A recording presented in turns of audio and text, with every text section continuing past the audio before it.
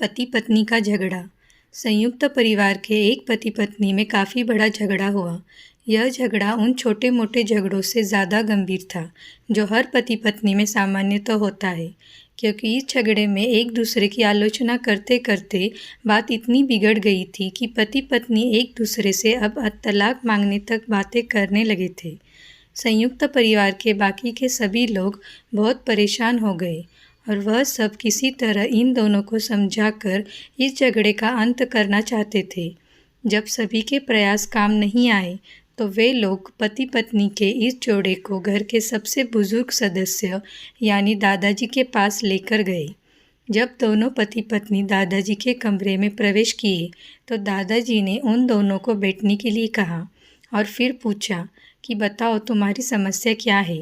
दोनों पति पत्नी एक साथ बोल पड़े और एक दूसरे पर आलोचनाओं की झड़ी लगा दी।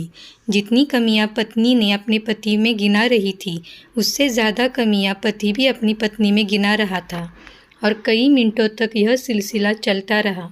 दादाजी ने भी इन दोनों को नहीं रोका और इनको अपना गुस्सा एक दूसरे पर उतारने दिया।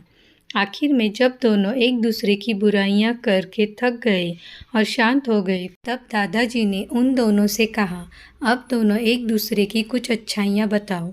जब अच्छाई बताने का समय आया तब दोनों ही पति और पत्नी एकदम से चुप हो गए। शायद गुस्से में उन्हें कुछ याद नहीं आ रहा था या फिर गुस्से की वजह से ही वह एक दूसरे की अच्छाइयां बताना नहीं चाहते थे। दादाजी ने यह बात भी महसूस कर ली।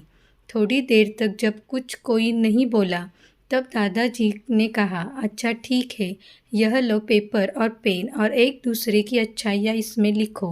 पति पत्नी दोनों ने ही पेपर और पेन लिया और एक दूसरे से काफ़ी दूर जाकर बैठ गए। थोड़ी देर तक ना पति ने कुछ लिखा ना पत्नी ने। फिर पति ने पेपर में कुछ लिखना शुरू किया। उसे देखकर पत्नी ने भी अपने पेपर में लिखना शुरू कर दिया। ऐसा लग रहा था जैसे दोनों एक दूसरे से कंपटीशन कर रहे हो। काफ़ी समय तक दोनों ने पेपर में लिखा और जब पेपर लिखावट से भर गया तब दोनों ही अपना अपना पेपर लेकर दादाजी के पास उन्हें देने के लिए गए। दादाजी ने उन दोनों के पेपर लेने से मना कर दिया और कहा कि अपने अपने पेपर एक दूसरे को दे दो और अब एक दूसरे के पेपर पढ़ो। पति ने पत्नी को और पत्नी ने पति को अपना पेपर दे दिया। वे एक दूसरे के पेपर पढ़ने लगे। थोड़ी देर बाद पति और पत्नी दोनों के आंखों में आंसू थे। पेपर में अपने बारे में लिखी अच्छाइयाँ पढ़कर पत्नी तो फूट फूट कर रोने लगी। पत्नी को रोता देख पति उसे चुप कराने के लिए दौड़ पड़ा और माफ़ी मांगते हुए उसे मनाने लगा।